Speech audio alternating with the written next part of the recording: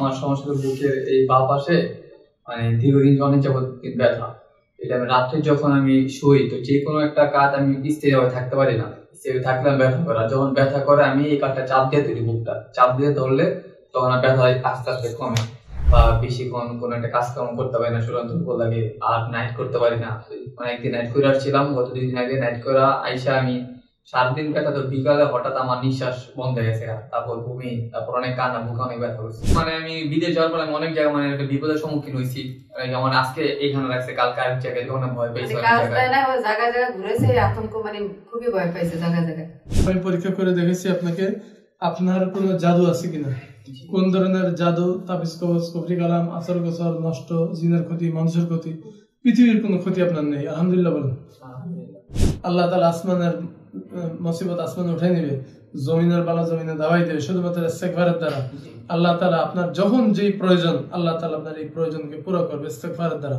তাবিজ দিয়ে কোনো সমাধান হবে না, ইস্তেগফারের দ্বারা যে সমাধান হয়। বিসমিল্লাহির রহমানির রহিম। জি, আপনার সমস্যাগুলো বলেন তো, কি অসুবিধা? আমার সমস্যা হলো বুকের এই বাঁ পাশে মানে দীর্ঘদিন অনেক যাবত ব্যথা। এটা আমি রাত্রে যখন আমি শুই তো যে কোনো একটা কাজ আমি স্থিরভাবে থাকতে পারি না, স্থির থাকলে ব্যথা করে। যখন ব্যথা করে আমি এই কাজটা চাপ দিয়ে ধরি, বুকটা চাপ দিয়ে ধরলে তখন আর ব্যথা আস্তে আস্তে কমে। আর সিঁড়ি বাইলে আমি বুক তর্ক করে বা কোনো একটা কথা শুনলে আমার আতঙ্ক লাগে, ব্যথা বলে, বা বেশিক্ষণ কোনো একটা কাজকর্ম করতে পারি না, শরীর দুর্বল লাগে। আর নাইট করতে পারি না, মানে একদিন নাইট করে আসছিলাম গত 2 দিন আগে, নাইট করে আইসা আমি সারাদিন ব্যথা, তো বিকালে হঠাৎ আমার নিঃশ্বাস বন্ধ হয়ে গেছে, তারপর বমি, তারপর অনেক কান্না, বুকে অনেক ব্যথা হয়েছে। আর শরীর হাত পা মানে অনেক দুর্বল, পুরো শরীরটা মানে অনেক দুর্বলতা, কোনো শক্তি নেই। মূল সমস্যা হলো আপনার বুক ব্যথা। জি জি, বুক ব্যথা ছাড়া হুজুর এই শরীর হাত পা মানে কাঁপে। খাবার দাবার খেতে পারেন না, খাবার তো খেতে পারি না। কি বলেন? মাথা ব্যথা আছে, মাথা ব্যথা আছে, শরীর দুর্বল। আর আপনার এই যে মাঝে মধ্যে পা হাঁটু এগুলা কাঁপে, শরীর কাঁপে। আমার এখন মনে হয় হাঁটুতে মানে দুর্বল, অনেক কাঁপায় এরকম। এই কষ্টগুলো কতদিন যাবত? এটা আমি বিদেশ যাওয়ার পর আমার সবচেয়ে সমস্যাটা বেশি হয়েছে। বিদেশ গেছি আমি 2 বছরের মতো হয়েছে। মানে আমি বিদেশ যাওয়ার পর আমি অনেক জায়গায় মানে একটা বিপদের সম্মুখীন হয়েছি। যেমন আজকে এইখানে লাগছে, কালকে আরেক জায়গায়, তখন ভয় পেয়েছি। জায়গায় জায়গায় ঘুরেছে, আতঙ্ক মানে খুবই ভয় পাইছে জায়গায় জায়গায়। যে ভয় পাইছি মানে আমি তো গেছিলাম দালালের মাধ্যমে বিদেশে। আচ্ছা, তো এখানে যে আমার এয়ারপোর্ট কেউ রিসিভ করে নাই, মানে এয়ারপোর্ট আমার ছেড়ে দিয়েছে। আচ্ছা, তো এখান থেকে আমি যখন আমাকে নিয়ে যেতেছিল যে গাড়ির ড্রাইভার, তো গাড়ির ড্রাইভার আমার মানে রোডে না নিয়ে আমার বাসা নিয়ে গেছিল।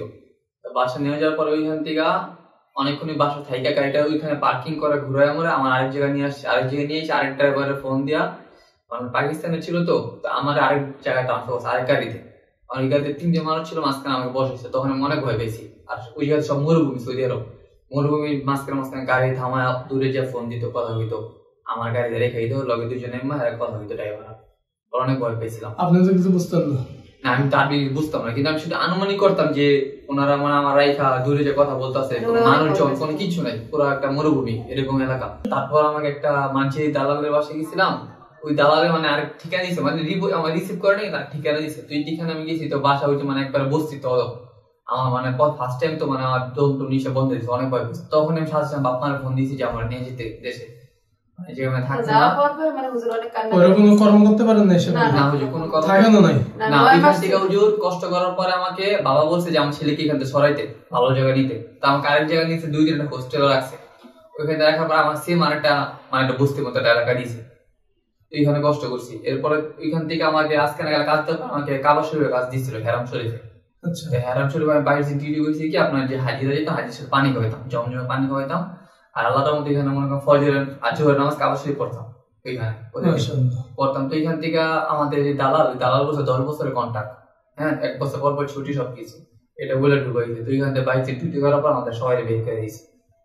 বের করছে কারণটা কি, যারা ছুটিতে গেছে, তখন 20 দিন ছুটিতে যারা গেছে 20 দিনের বদলে আমাদের ঢুকাইছে, ওনারা আসছে আমাদের বের করে দিয়েছে। এরপর থেকে আর কোনো কাজ করা পাই নাই। এরপর আরেকটা কাজ দিয়েছিল, এটা আরেক জায়গায়। যাই হোক, পরে আপনি আর থাকতে পারেননি, চলে আসছেন? না জি, পরে আমি অনেক অস্থিরতা ছিলাম, আমার টেনশন ছিল বা ভালো লাগে না মন টিকা। তারপরে আমি আশা করছি জি কষ্ট হওয়ার জন্য আসা বলে মানে চিকিৎসা টাকার জন্য ফার্স্ট টাইম চিকিৎসা করতে পারি নাই। এরপরে আমি কিছু টাকা ম্যানেজ করে ডাক্তার দেখিয়েছিলাম। তো ডাক্তারের রিপোর্ট দেখে ডাক্তার আমার বললো মানসিক সমস্যা, কিন্তু মানসিক সমস্যা কোনো আচরণ আমার ভিতরে নাই। না, আমি তো ওর ভিতর মানুষের কোনো সমস্যা দেখি না, কিন্তু ঢাকা পরীক্ষা ইকো পরীক্ষা দেওয়ার পরে ওনারা আন্দাজ করতেছে ওর মানসিক সমস্যা, কিন্তু আর আমরা বলতেছি মানুষের সমস্যা কি? আর মানুষের আমার ছেলে তো আমার সাথে, আমি তো ওরকম কোনো কিছু দেখি না। আচ্ছা, তারপর আমরা কোনো চিকিৎসা নেই। ডাক্তার আপনার পরীক্ষা নিরীক্ষা দিচ্ছে তো না? সেগুলোতে কি পেয়েছে? সেগুলোতে কোনো কিছু মানে আমার বলছে মানসিক সমস্যা। পরে লাস্টে দিয়ে বলে ওনারা মানসিক সমস্যা। তারপর আপনার মানসিক ডাক্তার দেখান না, ওনারা থেরাপি দিতে বলছিল। মানে মানসিক ডাক্তার দেখানো বলতে আমারে যে ডাক্তার আন্দাজ করছে মানসিক সমস্যা, ওইটা আমার মানসিক আমার বিভাগে পাঠাইছে। পাঠানোর পরে আমার কিছু কোশ্চেন করছে, ওগুলো করছে, করার পরে আমাকে থেরাপি দিতে। আমি থেরাপিটা দিই নাই গা। তারপর আমার কিছু ওষুধ দিচ্ছে, ওষুধটা আমি খাইছি। ওষুধটা খাওয়ার পরে যে আমার মাথা আরো বেশি অস্থির, বিছনা দিয়া। এরপরে হুজুর কিছু টাকা ম্যানেজ করে যে মানে যে মাকসুদুর হুজুর যিনি, নাম বলবেন না, কারো নাম বলবেন না, ওনার কাছে আমার আম্মুর পরিচয় ছিল। তো ওনার কাছে আমি গিয়েছিলাম। তো ওনার কাছে গিয়ার পরে উনি মানে আন্দাজ করলো যে আমার ক্ষতি করছে। ক্ষতি করার পরে উনি কিছু ইয়া দিচ্ছে, কিন্তু আমি কোনো উপকার মানে রক্তের কেউ ক্ষতি করছে আপনজন, জি জি, কিন্তু নাম বলে না, বলছে রক্তের কেউ ক্ষতি করছে। উনি তো হুজুর ডাইরেক্ট মুখে বলছে আমার, উনি তো মানে বুক ধরছিল, ধরার পরে কি হাতে এখানে ধরছে, ধরার পরে এরকম করলো। তো বললো আমার এই সমস্যা, কিন্তু যে আমি পরে ক্ষতি কাটানোর জন্য উনি ব্যবস্থা করেছেন। আচ্ছা, আবার উনি তাবিজ দিচ্ছিল আমাকে। হ্যাঁ, উনি তাবিজ দিয়েছিল। তাবিজ দেওয়ার পরে আমি কিছুদিন পর আমি টাইফয়েড আর ডেঙ্গুতে আক্রান্ত হয়েছিলাম। তো ওই ডাক্তার থেকে বলতেছিলাম, তো এখানে ইসিজি করার সময় আমি তাবিজটা আমি খুলে রাখছিলাম এই মেডিকেল থেকে। তো এরপর আর মেডিকেলটা আমি আনা হয় নাই। আর উনি ওনার কাছে যখন যাই তখন বলে যে শেষ, আর হবে না, আর ব্যথা হইব না। কিন্তু বাসা আসলে আবার বুকে একটু কিছু মানে কলম দিকে করে দিয়েছে। 3 বারের মতো গেছে, কিন্তু কোনো উপকার হয়নি। কিছুটা হয়েছে না, কিছুটা হয়নি। ওনার কাছে গেলে উনি কি করে বলে আর ব্যথা হইব না, বাসায় গেলে কিন্তু বাসায় যাওয়ার সাথে সাথে আমার ব্যথা হলো, আবার ব্যথা। এরপর হুজুর আমি ওখানে যাই নাই। তারপর আমি ইমাম সাহেবের কাছে যে আসান আলী ওনার কাছে গেছি। ওনার সাথে ভালো সম্পর্ক আমাদের। তো ওই আমি সবকিছু ফিল আপ। আচ্ছা ঠিক আছে, তাহলে আমরা একটু দেখি, চেক করি কেমন। নামটা বলুন। ইমরান হোসেন। পিতার নাম? মোহাম্মদ তাবির হোসেন। এই ব্যথাটা আনুমানিক 2 বছর হয়েছে না? 2 বছর 20 হয়েছে, আরো বেশি। 3 বছর প্লাস। পরে বিদেশ যাওয়ার পর থেকে একটু বেশি, আশা করতে ইদানিং আর বেশি বাড়তেছে। একটা বিষয় খেয়াল রাখতে হবে, সঠিক রোগ নির্ণয় করে যদি কেউ সঠিক চিকিৎসা করে, এতে আল্লাহ তাআলা অবশ্যই শিফা দেন।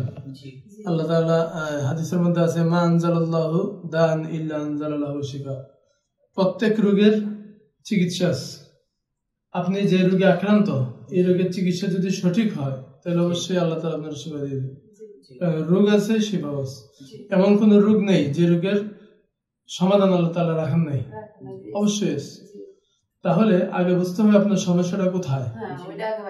তো আমি 1 নাম্বার আমি পরীক্ষা করে দেখেছি আপনাকে, আপনার কোনো জাদু আছে কিনা, কোন ধরনের জাদু, তাবিজ কবজ, কুফরি কালাম, আসর গোসর, নষ্ট, জিনের ক্ষতি, মানুষের ক্ষতি, পৃথিবীর কোনো ক্ষতি আপনার নেই। আলহামদুলিল্লাহ বলেন। 1 বিন্দু কোনো সমস্যা আপনার নেই। এখন বিষয় হলো, সমস্যা যেহেতু নাই আমাদের লাইনে, তাহলে আপনি যদি হাজারো চেষ্টা করেন আর ঝাড়ফুঁক করেন আর তাবিজ ব্যবহার করেন, এতে আপনি সমাধান খুঁজে পাবেন না, কারণ ক্ষতি তো নেই। ক্ষতি নেই, আবার কাছের মানুষ কি আর দূরের মানুষ কি, ক্ষতি তো নেই। এটাই ফাইনাল, এটাই সঠিক। এবার আসেন, তাহলে কি হবে? শারীরিক। তো শারীরিক সমস্যা মনে করে তো আপনার ডাক্তারও দেখিয়েছেন, তো ডাক্তার সমস্ত পরীক্ষা নিরীক্ষা করে ডাক্তারও বলেছে আর কোনো সমস্যা নাই, কিন্তু বাস্তব তো ওনার সমস্যা আছে, ওনার তো বুক ব্যথা আছে, এটা তো বাস্তব। তো আমি বললাম আমাদের লাইনে কোনো সমস্যা নাই, জাদুর কোনো প্রভাব নেই, এটা আমার বক্তব্য। আমি 100% পরীক্ষা করে ওনারে বলে দিলাম। ডাক্তার পরীক্ষা নিরীক্ষা করে ডাক্তার বলেছে কোনো সমস্যা নেই, তাহলে সমস্যা তো আছে, ঠিক না? এই সমস্যাটা কি? এই সমস্যাটা হলো ওনার মানসিক কষ্ট। এবার মানসিক কষ্ট, মানসিক যন্ত্রণা 100 ধরনের হয়, 1000 রকমের হয়। সব সিমটম অনেক ক্ষেত্রে দেখা যাবে ওনার ব্রেন অনেক ক্লিয়ার, উনি আমার চেয়ে ভালো বুঝে, উনি আমার চেয়ে মেধা ভালো, কিন্তু উনি মানসিক ভাবে এফেক্টেড। কিভাবে হয়েছে? ওই যে আমি প্রথম একটা প্রশ্ন করলাম আগে, যে মানসিক ভাবে কোনো কষ্ট পেয়েছেন কিনা। আমি যখন পরীক্ষা করে দেখছি 1 বিন্দু কোনো সমস্যা নেই, তখন ওনারা জিজ্ঞেস করছি, এই প্রশ্ন মোতাবেক উনি কিন্তু আক্রান্ত, অর্থাৎ উনি মানসিক কষ্ট পেয়েছে। 1 2 নাম্বার, উনি বিদেশ গেছে, সেখানে যে দালালের খপ্পরে পড়ে উনি মারাত্মক ভাবে ভয় পেয়েছে। হ্যাঁ, ভয় পেয়েছে। এই ভয়টা কিন্তু ব্রেন এফেক্ট করছে। এই ভয়টা উনার ব্রেন, আপনি মনে করেন যে সিটি স্ক্যান করেন, এমআরআই করেন, কোন রিপোর্টই কোনো কিছু আসবে না, সব রিপোর্ট ভালো, কিন্তু ডাক্তার ওনাকে মেডিসিন দিবে, সাইকিয়াট্রিক ডাক্তার, সাইকোলজি ডাক্তার, সেই ডাক্তার আপনাকে মেডিসিন দিবে। এই মেডিসিন ডাক্তারের পরামর্শ মেনে আপনি নিয়মিত করেন, কন্টিনিউ করেন, দেখবেন যে আপনার বুক ব্যথা চলে যাচ্ছে। তাহলে ব্রেনের সাথে বুক ব্যথার কি সম্পর্ক, প্রশ্ন জাগে না? এটা হইলো আমাদের পুরো বডি, ফুল বডি সম্পর্কিত ব্রেনের সাথে।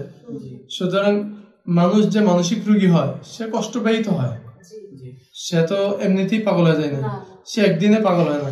সুতরাং এর হইলো সিমটম গুলো শুরু হয়েছে। যেমন মানসিক রোগীর স্থির থাকতে পারে না, সব কাজে অস্থিরতা থাকে, এটা তার মধ্যে আছে। তারপরে হঠাৎ করে দম বন্ধ হয়ে আসা, তার মধ্যে বুক ব্যথা সৃষ্টি হয়ে যাওয়া, এবং ব্যথাটা বিভিন্ন জায়গায় নড়াচড়া করে ওঠা, তারপরে রাত্রে বারবার ঘুম ভেঙে যাওয়া, আবার রিল্যাক্স মতো ঘুমাইতে না পারা, এগুলো আছে না আপনার? এই লক্ষণগুলো হলো তার ওই যে মানসিক ভাবে যে সে কষ্ট পেয়েছে এটার লক্ষণ। সে কিন্তু মানসিক রোগী না, কিন্তু যে কষ্ট পেয়েছে এই কষ্টের প্রভাব গুলা তার ব্রেন এফেক্ট করছে।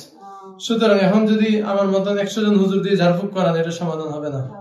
তাহলে তার উপরে কোনো ক্ষতি নাই। আপনার ছেলে ভালো আছে, ছেলে তো আপনার ছেলের রিপোর্ট ভালো, কোন ধরনের জাদু নেই, এগুলো মনে করেন কোথাও যাওয়া যাবে না, ঝাড়ফুঁক করা যাবে না।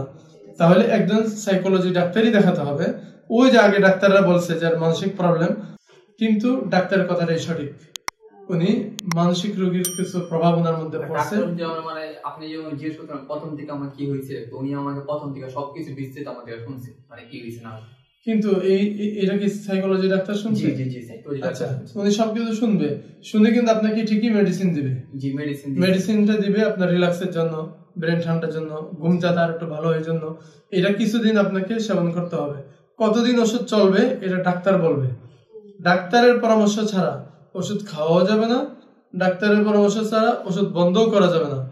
ডাক্তার ওষুধ দিয়ে বলবে যে এগুলো চলবে, যেগুলো চলবে লিখে দিবে, এগুলো কিন্তু আপনাকে কন্টিনিউ করতে হবে। কন্টিনিউ দিছিল, কিন্তু আমি যে আপনি কন্টিনিউ করেন নাই কেন? কারণ ওই যে যখন এই ওষুধগুলো খাইছিলাম তখন আমার ব্রেইনে অনেক মানে প্রভাব হতো, আর বেশি প্রভাব যদি বেশি পড়ে তো এটা আবার ডাক্তারকে জানাতে হবে। আবার শরীর আমি ওই যে মানে বিছানা থেকে নামতে পারতাম না, মানে একদম শক্তি, এটা ডাক্তারকে জানাবেন। ডাক্তার অনেক ওষুধের আবার সাইড এফেক্ট হয়, এই ওষুধ হয়তো আপনার শরীরের জন্য এটা যায়নি, তো ডাক্তারকে জানালে উনি প্রয়োজন মনে করলে আপনাকে ওষুধ চেঞ্জ করে দেবে। আর যদি ভালো মনে করে বলবে যে এটাই চালায় যান, সপ্তাহ 10 দিন একটু ব্যতিক্রম মনে হবে, তারপর আবার ঠিক হয়ে যাবে। কিন্তু ওষুধ বন্ধ করার অপশন নেই, ওষুধ চালিয়ে যেতে হবে। তাহলে আপনি এখানে এসে কি জানতে পারলেন? 1 নম্বরে আপনার কোনো ক্ষতি নেই, ক্ষতি জাদু তাবিজ কবজ কুফরি কালাম নেই। সুতরাং এই লাইনের কোন হুজুর কবিরা দুজা ফকির এদের কাছে আর যাওয়া যাবে না। এদের কাছে গেলেই অনেকে অনেক ভুলভাল রিপোর্ট দিয়ে আপনাকে হয়রানি করবে, তো এই লাইনে আর হাঁটবেন না। আর আপনার শারীরিক কোনো রোগ নেই, জাস্ট আপনি প্রচন্ড ভাবে ভয় পেয়েছেন, ওই যে যেটা আপনি শুনাইলেন মরুভূমিতে গেছেন, এই ভয়গুলা আপনার ব্রেন এফেক্ট করছে। সুতরাং এই ভয়ের কারণে আপনি দুর্বল হয়ে পড়ছেন, বিশেষ করে আপনার ব্রেন দুর্বল হয়ে গেছে,